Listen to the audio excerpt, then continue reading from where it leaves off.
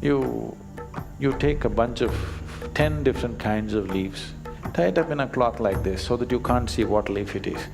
Place it there, I will recognize the leaf for you. Other things I may not be able to recognize.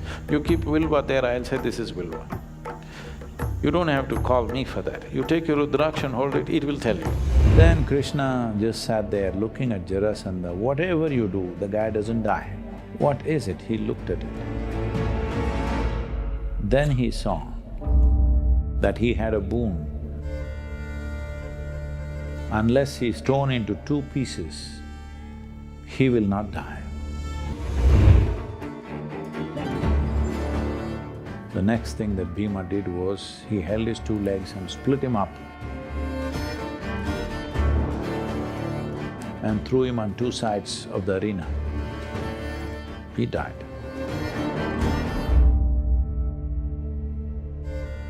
So, splitting the Betel in vertically is a wrong thing to do in the homes, it's never done.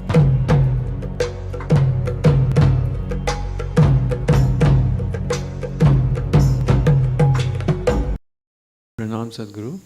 I wanted to know what's so special about the Mahabilva leaf that we offer to Dhyanalinga. We have also been thinking of doing this, but in certain parts of the country, some people have tried to preserve all those leaves and flowers which are considered sacred. Why are they considered sacred? Why is one flower more sacred than the other? What is this nonsense all about? Is it some kind of a prejudice? See, right now, there are two trees here. This is Pongumaram and this is what? This is one of the common street side trees, I don't know what name they have for it.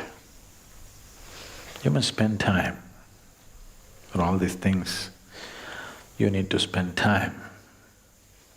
If you spend time with this tree and this tree, you will see if you become meditative, you will naturally move towards this, not towards that. Why is this so? After all, everything comes from the soil. The neem tree, the neem fruit and the mango fruit come from the same soil, but they taste very different, isn't it? Same soil, right here they're going side by side, but they taste very different. So, how this particular life processes the same soil and how that life processes the same soil is different. Or if you want to look at it that way, between a worm and an insect and yourself and one more other human being, what is the difference? All the same stuff. But still what we make out of it is different, isn't it?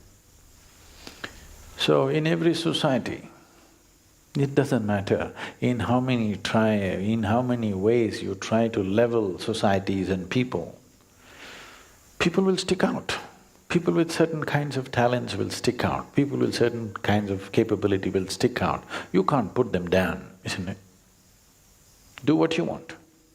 Some people will stand out, some people will become part of the scenery. This is bound to happen. Similarly, among other lives, also which is true, so with the plant life.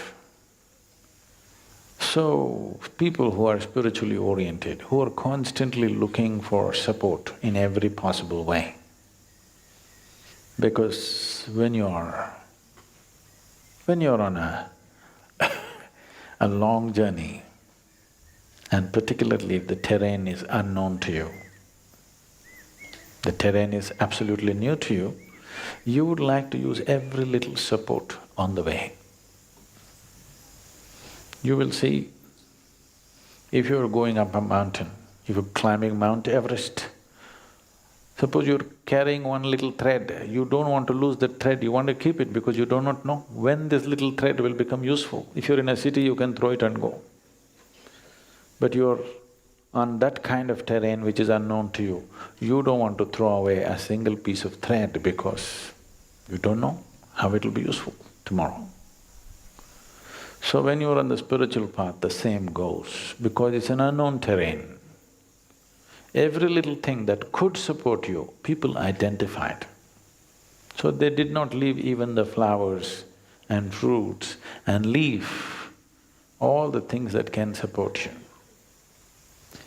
So always it is said, Vilva is dear to Shiva. What does he care? Okay?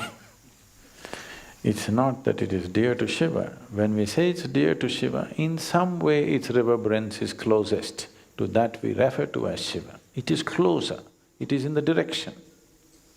Like this we have identified many things, not just one particular leaf. We have identified many things, and only those things are offered because they become your means to get in touch. You're not going to leave the leaf with him, you put it there and then you take it with you, isn't it? Because this particular leaf has the highest capability to absorb that reverberance, and it's for you to pick it up and go. There are many, many materials like this, which are all recognized sacred tools that people are using. You need to understand this. This is not about gods. This is about you and your ability to access something. Suppose you can try this. You experiment like this. Go into dhyana linga, okay? Let's say with like this, organic cotton, and sit there, see how it feels. Go sit with raw silk and see how it feels. Go sit there with some nylon cloth, see how it feels. Wear a plastic wrap around you, go sit there, see how it feels. Don't believe anything. Just experiment 3 days, you wear one kind of clothing and sit there. You will… if you have little sensitivity, you will know the difference.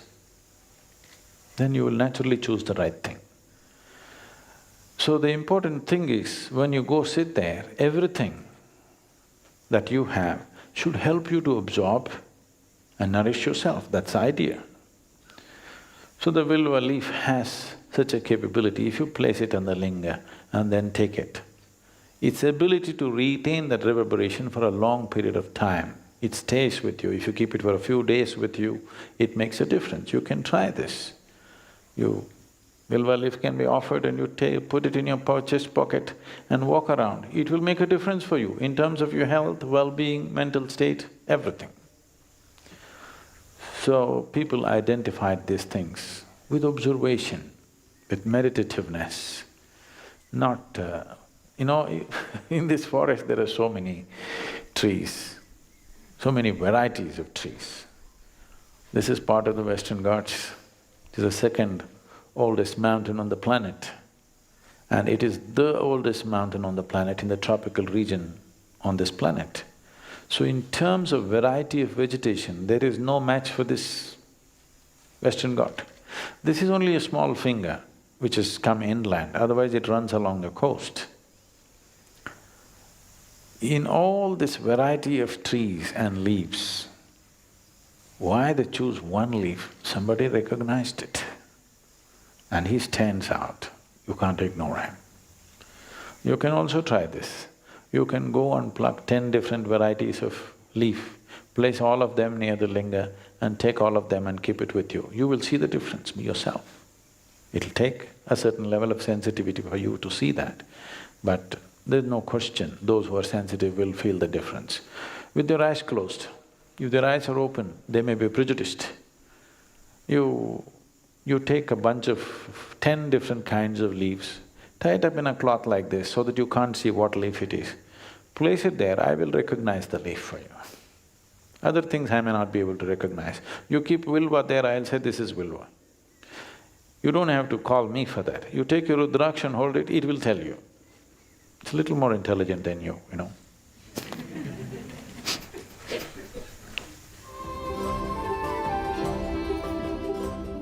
Sadhguru, this is from Sona, who wants to know what is the significance of betel leaves when they're offered to the goddess? Oh, that means you didn't eat it. People look at sooth on the betel leaf and tell future or read.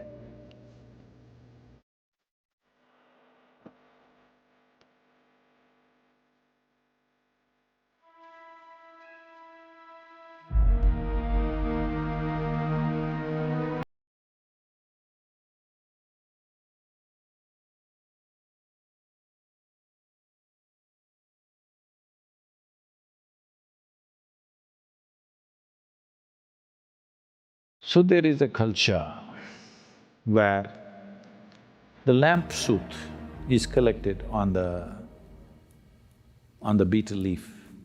Maybe many of you don't know what is a betel leaf. In India, it's very important, it's a very good digestive, it is alkaline in nature. If you have any consumed small quantities of poison in the food that you've eaten, it neutralizes all that. Any acidic poisons are neutralized, including cobra venom, it could neutralize that. And to some extent, it's not that it will completely prevent, but it brings down various aspects. So at the end of the meal, people consume this vettale or villedale or tambul. In a martial culture, if somebody picks up the tamalpaku, it means he's taking on a risky endeavor. He is willing to face the enemy head-on. It's like a suicide mission. Today, in modern city, in the urban areas of India, in the crime gangs, they call it supari. That means, I've picked up a supari on you means, I'm going to come and assassinate you. So, the word spreads, there's a supari on him. Whoever kills him will get the supari. It comes with a price, of course. So, this is coming from a much ancient usage of, if I pick up the tambul, that means I'm ready for a suicide mission. These two things have been related, that human activity could be taken to another level by consuming this leaf. And that leaf works only if it has at least an inch of stem. If you cut it close, it doesn't have the same thing. This leaf, I know almost any leaf can be used, but this particular leaf, if you put it on water, the stem will always point towards the north. You know this? If you put it in the water, in still water, it'll naturally turn this way and point to the north. So if you're lost in the forest, you have a tamalpaku with you, you put it there in the water, it shows you which way is north. Once you know north, you know all the other directions, I believe.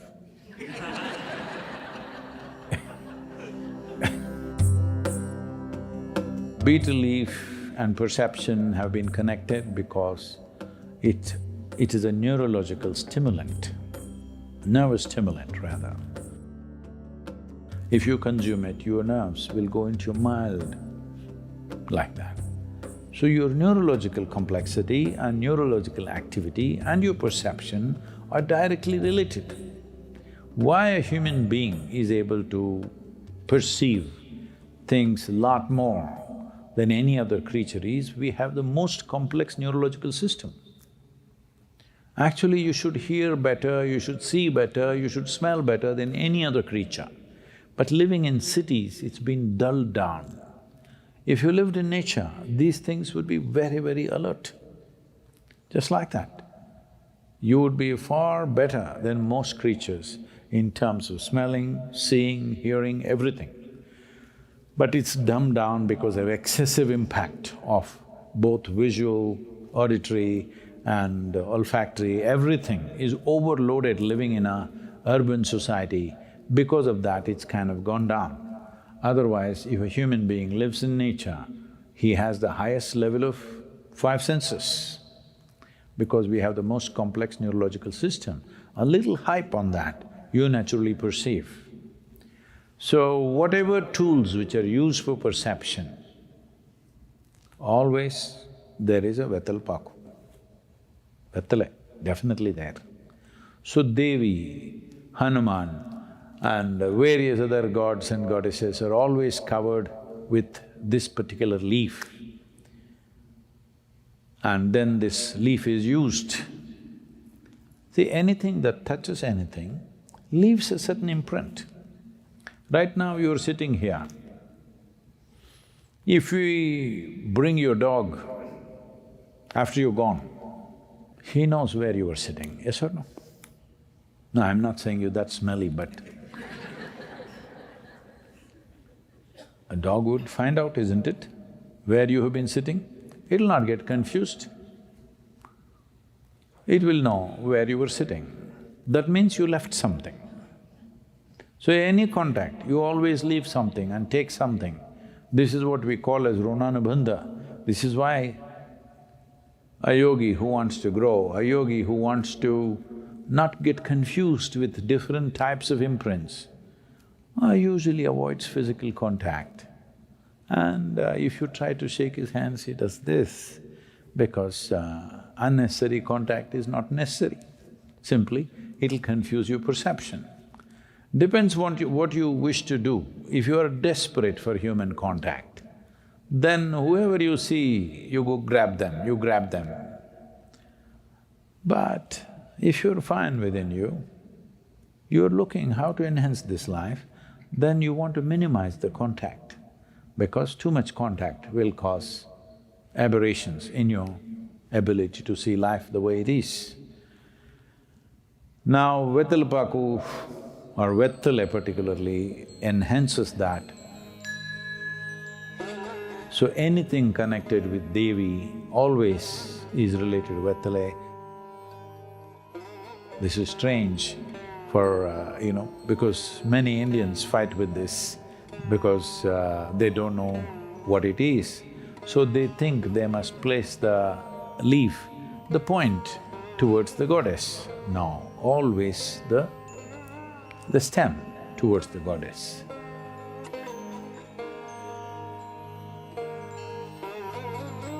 It looks like it's being offered to you, but that's what it is for you.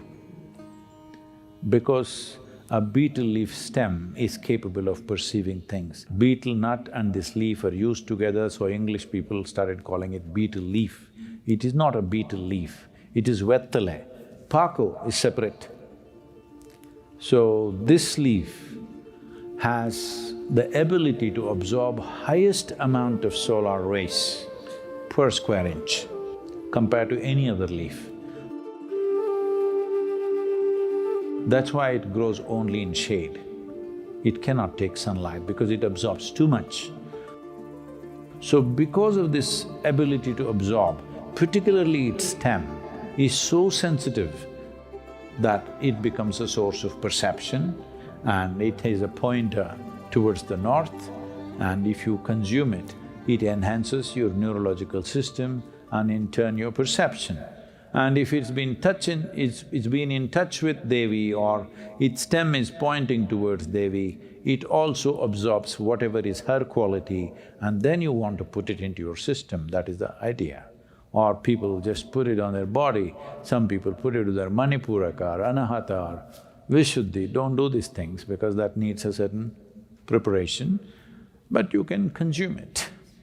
Not every day, maybe once in a way if you want. You can consume it definitely you can see there's a little up. It is a stimulant unlike coffee or tea. It is not aggressive like that, but it works. If you have a heavy meal and then eat a betel leaf, then you will see it will not let you sleep, but at the same time you don't feel hyper-activated. A gentle activation of the neurological system happens. So it's been in use for a long time, and betel leaf also, there is a tradition you should never tear it vertically, because the spine of the betel leaf is very important. You should not tear it vertically. If you want to share it, the leaf is like this, you must cut it like this, but never cut it like this.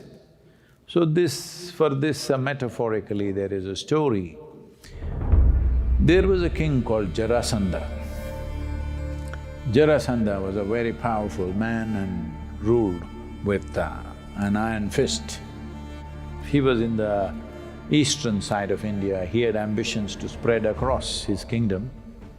So Krishna didn't want that to happen. They went there incognito, kind of, but then they revealed themselves. Then Jarasandha was a great wrestler and a warrior. So when they invited him for a duel, he said, "You choose, whichever way you want, I'll fight with you." So Krishna said, "You'll have to wrestle with Bheema." Jarasandha was as strong as Bheema and as skilled as Bheema, so he said, "Fine." So they got into a wrestling match. They say this match went on for 13 days. Maybe they slept in the night, but 13 days match went on without a decision.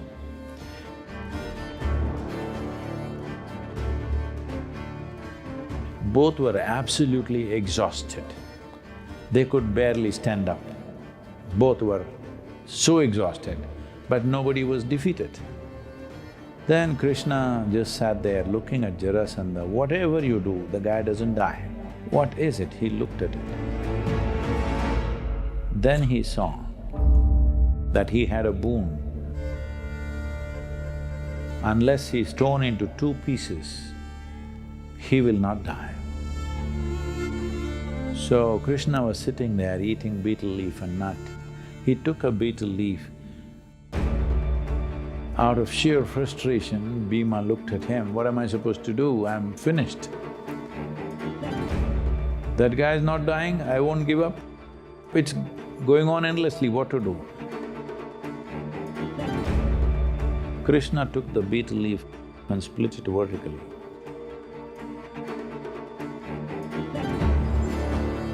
The next thing that Bheema did was, he held his two legs and split him up and threw him on two sides of the arena. He died.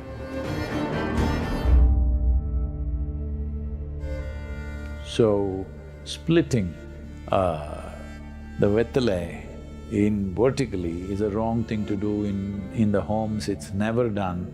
That if you want to share it, you always break it in half like this, because probably this is just a story to tell you, but the important thing is, the most important part of the leaf is the spine. So if you share it with somebody, they must also get a piece of the spine. If you tear it this way, you may get it or they may get it. Both will not get it. So when you break it like this, both will get the spine and the stem in some way.